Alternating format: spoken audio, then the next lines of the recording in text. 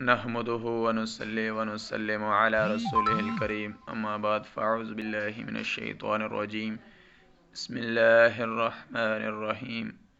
آج آپ حضرات کے سامنے آیت الکرسی کی فضیلت بیان کر کے اجازت چاہوں گا۔ جب حضور صلی اللہ علیہ وسلم کے وصال کا وقت قریب آیا تو آپ صلی اللہ علیہ وسلم نے حضرت عزرائیل علیہ السلام سے فرمایا، کیا میری امت کو موت کی تکلیف برداشت کرنی پڑے گی؟ تو فرشتے نے کہا، جی ہاں کرنی پڑے گی۔